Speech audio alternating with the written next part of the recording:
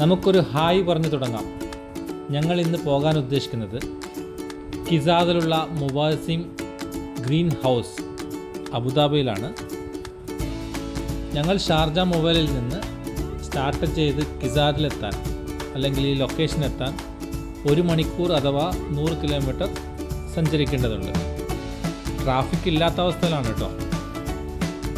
ഇപ്പോൾ ഷാർജ എമിറേറ്റും കഴിഞ്ഞ് ദുബായിലുള്ള ജബലാലിയുടെ സൈഡിലൂടെ നമ്മൾ യാത്ര ചെയ്യുകയാണ്.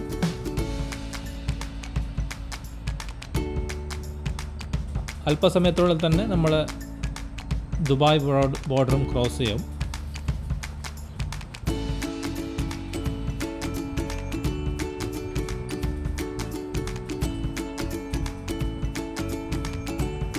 പുറത്ത് നല്ല ചൂടാണ്.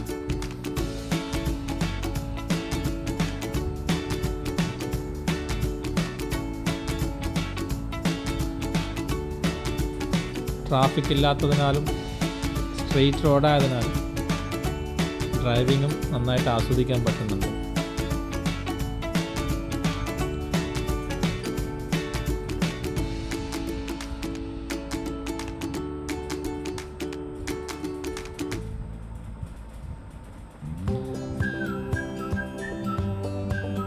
നമ്മളിപ്പോൾ അബുദാബിയിലോട്ട് കടന്നിരിക്കുന്നു. അബുദാബിയിൽ നമ്മൾക്ക് ഷെയ്ഖ്സാദ് റോഡിലൂടെ 140 കിലോമീറ്റർ സ്പീഡിൽ വരെ സഞ്ചരിക്കാം.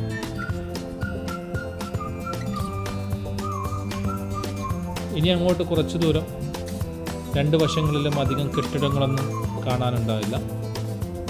എന്നാലും ചെറിയ ചെറിയ സ്ഥാപനങ്ങളും പെട്രോൾ സ്റ്റേഷൻ, കഫ്റ്റീരിയ മുതലായവ കാണാൻ പറ്റും.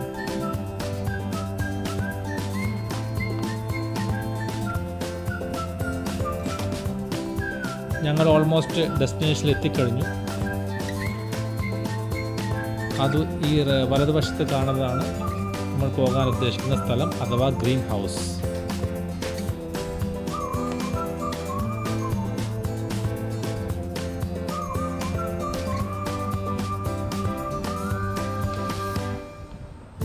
കിസാദ് ഗ്രീൻ ഹൗസ് എന്ന് GPS ടൈപ്പ് ചെയ്താൽ തന്നെ വളരെ കൃത്യമായി നമ്മുടെ അവിടെ എത്തിക്കും.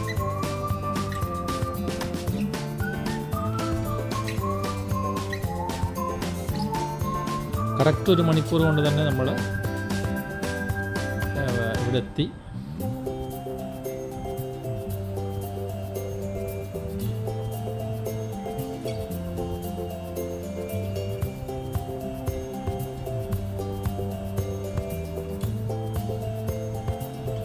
ഞങ്ങൾ വണ്ടി പാർക്ക് ചെയ്യുന്നു.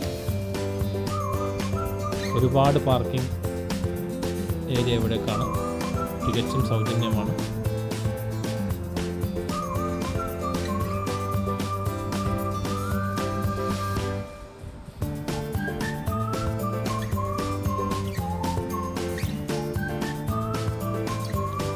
പുറത്തെ കാഴ്ചകൾ കാണാൻ തന്നെ കണ്ണിന് ഒരു കുളിർമയാണ്. എന്നാലും പുറത്തെ ചൂട് അസഹനീയമാണ്. 45 ഡിഗ്രിയോളം ഉണ്ടെന്നാണ് അറിയാൻ പറ്റിയത്. അതുകൊണ്ട് തന്നെ എത്രയും പെട്ടെന്ന് നമ്മൾ അകത്തോട്ട് കയറി. അകത്തേക്കുള്ള പ്രവേശനം തികച്ചും സൗജന്യമാണ്. ശരിക്കും പറഞ്ഞാൽ 45 ഡിഗ്രിയിൽ നിന്നും 20 ഡിഗ്രി എന്തോ ആണ് അവിടെ അതിൻ്റെ അകത്ത് തണുപ്പ്. തികച്ചും ശരിയായൊരു അനുഭവം തന്നെയാണത്. അകത്ത് കയറി ഉടൻ തന്നെ കുട്ടികൾ ഓടിക്കളിക്കാൻ തുടങ്ങി. ഒരുപാട് സ്ഥലമുണ്ട്, വിശ്രമിക്കാനുള്ള സ്ഥലങ്ങളും.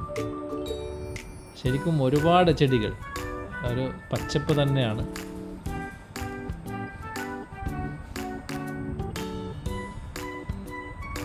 ഒരുമാതിരി എല്ലാ ചെടികളും ഉണ്ട്. ബാർകോഡുകളും ഓരോ ചെടിക്ക് സൈഡിലും ഇതിൻ്റെ ബാർകോഡുകളുണ്ട്. നമ്മൾക്കത് സ്കാൻ ചെയ്ത് കഴിഞ്ഞാൽ ആ ചെടിയുടെ മുഴുവൻ കാര്യങ്ങളും നമ്മൾക്ക് ഗൂഗിളിലൂടെ അറിയാൻ പറ്റും. എന്തായാലും ഇത് ചെയ്ത ആളെ സമ്മതിക്കേണ്ടതുണ്ട്. വളരെ ഭംഗിയായിട്ടാണ് ഇത് ചെയ്തിരിക്കുന്നത്.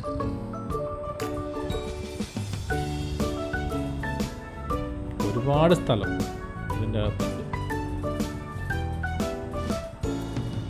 ഒരു കാരണവശാലും ചെടികൾ തൊടാൻ നമ്മളെ അനുവദിക്കുന്നതല്ല. ഒരുപാട് സെക്യൂരിറ്റികൾ അവിടെയും ഇവിടെ ആയിട്ടുണ്ട്. അതുകൂടാതെ CCTV. അവക്കാടോ നോക്ക്, ഒരുപാട് അവക്കാടോ, ഒരുപാട് നാരങ്ങകൾ. മാതള നാരങ്ങ എന്താണെന്നറിയില്ല, എനിക്ക് മാതള നാരങ്ങയാണെന്ന് തോന്നുന്നു.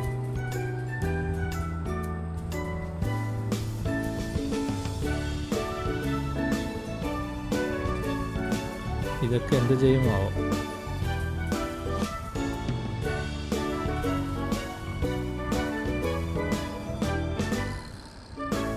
എന്തായാലും ഇതൊക്കെ നാട്ടിൽ കാണുന്നത് ഒരു അത്ഭുതമല്ല. പക്ഷേ ഈ മരുഭൂമിയിൽ ഈ രീതിയിൽ ഇതിനെ ഉണ്ടാക്കുക എന്നത് അത്ര എളുപ്പമുള്ള കാര്യമല്ല.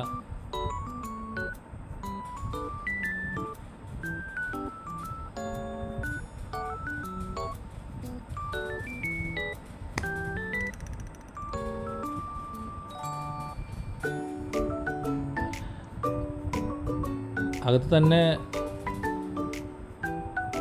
ടോയ്ലറ്റ് സൗകര്യങ്ങളും ഒക്കെ ഉണ്ട്.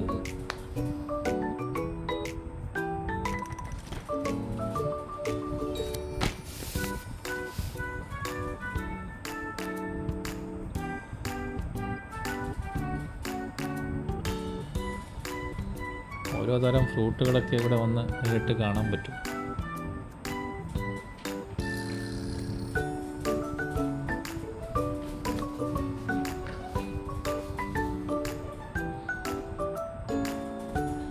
ശരിക്കും കുട്ടികൾക്കൊക്കെ വളരെ നല്ലൊരു അനുഭവമായിരിക്കും. അവർക്ക് താല്പര്യമുള്ളവർക്ക് അതിനെ കുറിച്ച് ഓരോ കാര്യങ്ങളും, ചെടികൾ ഉണ്ടാക്കുന്നത് തൊട്ട് എല്ലാ കാര്യങ്ങളും ഇവിടെ തന്നെയുണ്ട്.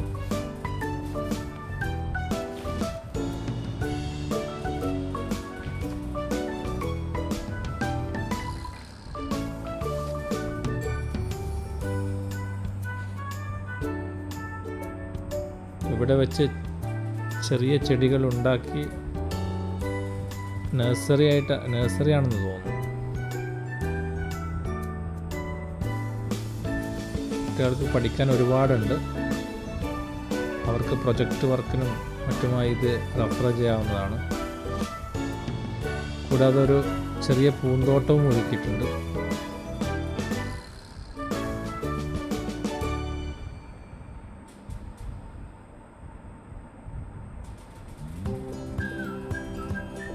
ഊഞ്ഞാലാടുന്ന ഓർക്കിഡ്.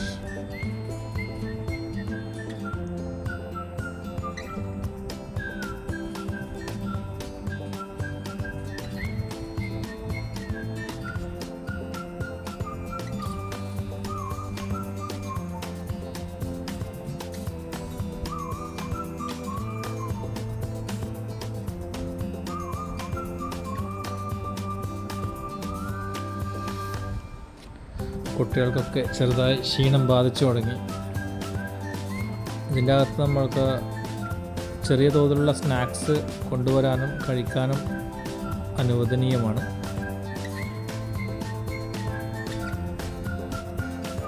ഞാനും അവരോടൊന്നിച്ച് ഒന്ന് ട്രൈ ചെയ്ത് നോക്കി. അത്ര എളുപ്പമല്ല, അതിസാഹസമായി ഞാനത് നിർവഹിച്ചു. മുന്തിരിത്തോട്ടം,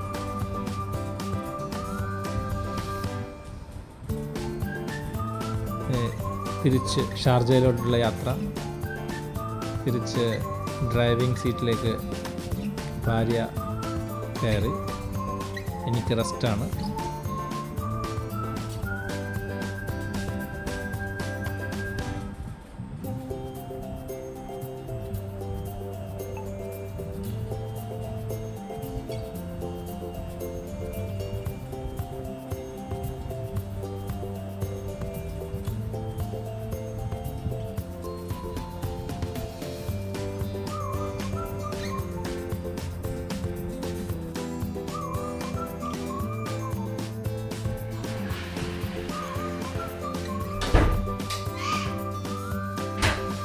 തിരിച്ച് ഷാർജയിലോട്ട് യാത്ര തുടങ്ങി.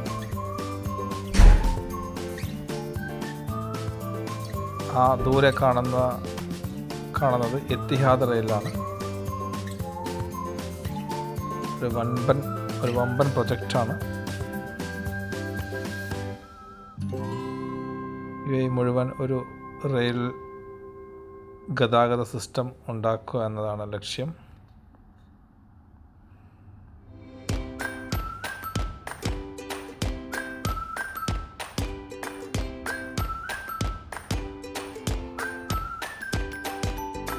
ഇനി അങ്ങോട്ട് സ്ട്രെയിറ്റ് റോഡാണ്.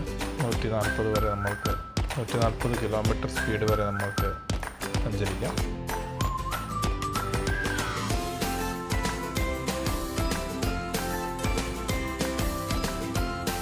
എത്രയും പെട്ടെന്ന് 140 എത്തിക്കുക എന്ന ലക്ഷ്യത്തോടെ ആക്സിലേറ്റർ കാലമർത്തി വെച്ചിരിക്കുകയാണെന്ന് തോന്നുന്നു. 127, 128 അങ്ങനെ പോവുകയാണ്.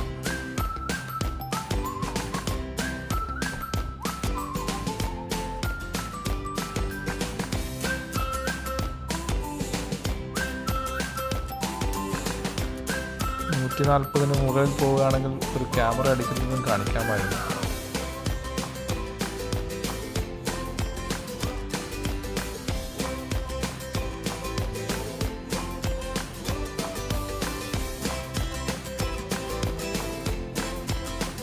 കുറച്ച് പഴങ്ങളുടെ ഫോട്ടോസ് കാണാം.